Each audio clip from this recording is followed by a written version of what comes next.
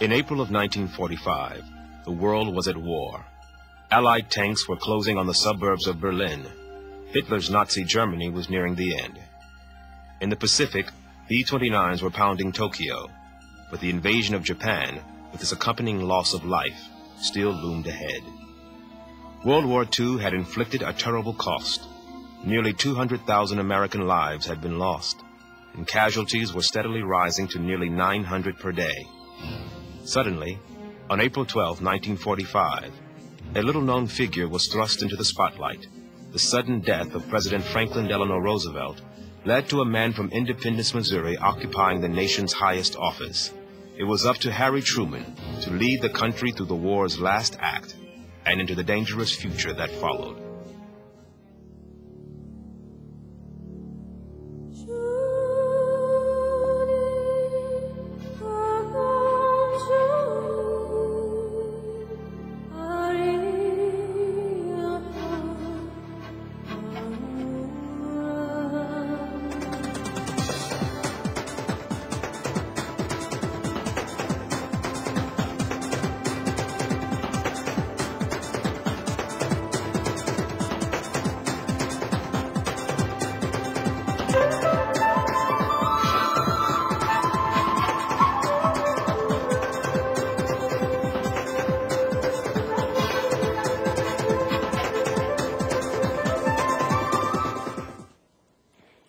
Replica of the Oval Office, but it's located right here in the Harry S. Truman Library and Museum in Independence, Missouri.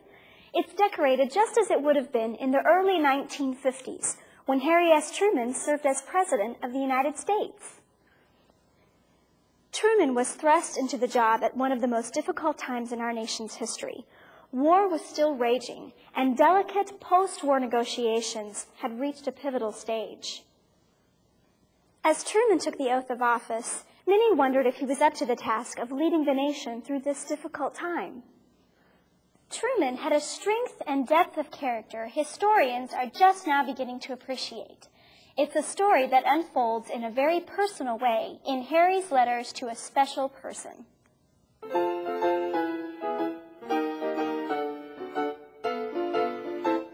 Dear Bessie, speaking of diamonds, would you wear a solitaire on your left hand, should I get it?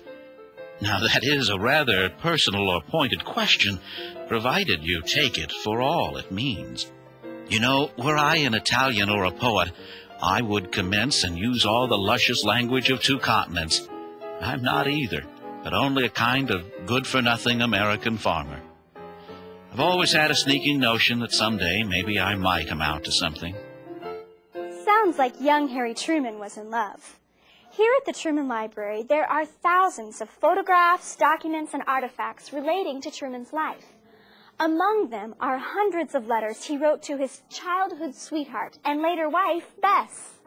These letters are more than simple notes of affection between 2 people. They are historical documents of great importance. They reflect not only the events of the times, but also the emotions. When he was writing to Bess, Harry was writing what he felt, and the couple lived through and wrote about some of our nation's most important events. But before his years in Washington, Truman learned some important lessons in rural Missouri. My dear Bessie, it's hard to acquire the habit of early rising of your own free will and accord on these chilly mornings. And now I have to get up myself and start fires, milk cows, and do other odd jobs around while it's still dark. I don't think I'll ever make much of a mark as a farmer or anywhere else, but sometimes I have to come across. This is one of them. Harry Truman began his life on a small farm near Lamar, Missouri. The family later moved to the small town of Independence, where Harry first met Bess. At that time, the Independence Library had about 2,000 books. Truman vowed to read them all and later claimed to have succeeded. After high school, Harry found work in Kansas City, beginning a promising career in banking.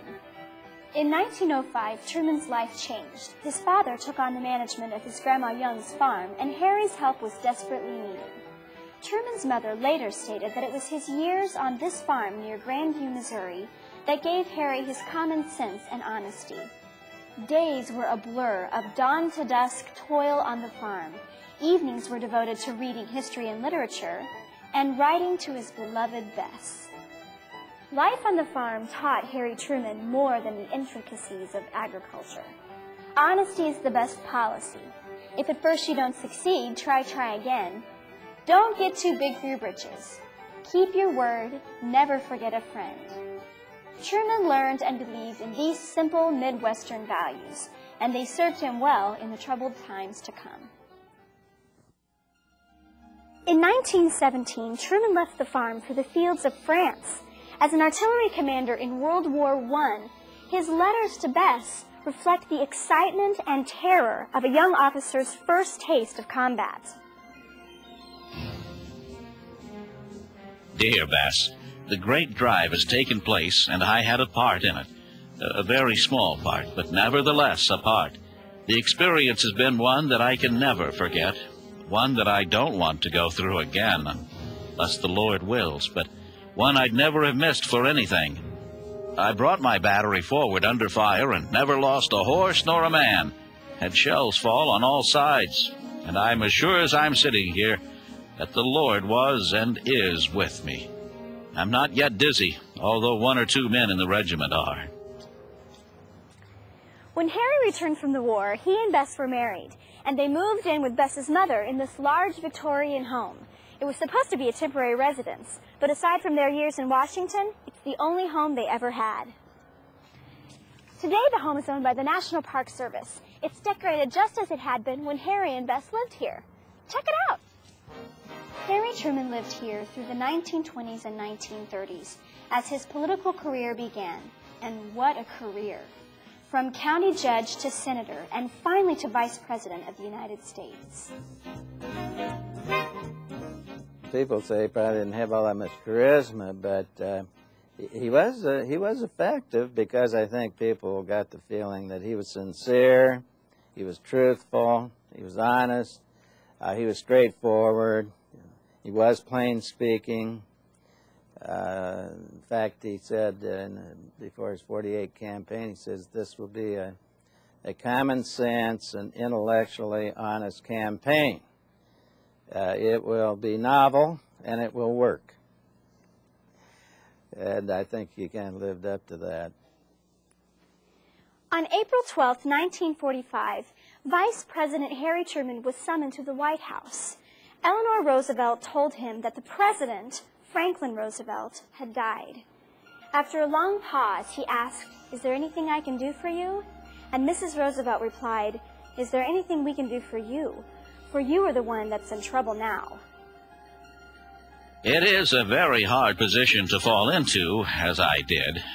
If there was ever a man who was forced to be president, I'm that man. But I must face the music and try the best of my ability. You just keep praying and hoping for the best.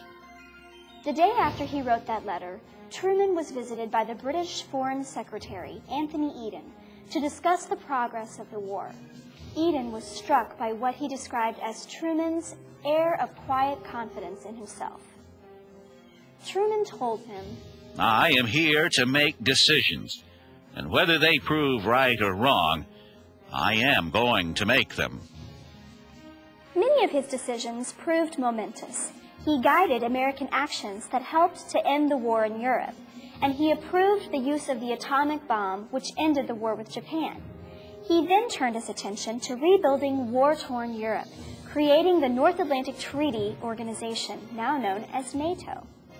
He issued an executive order ending racial discrimination in the armed forces and the federal government. He signed a Foreign Assistance Act known as the Marshall Plan. He recognized the newly formed State of Israel. He championed the founding of the United Nations and oversaw the conduct of the war in Korea that threatened to reignite global conflict. His decisions were not always popular. In 1948, he won re-election by a very narrow margin. But his views were always characterized by the common sense and honesty he had learned growing up in Missouri. Through it all, his devotion to Bess and to their simple life and independence never wavered.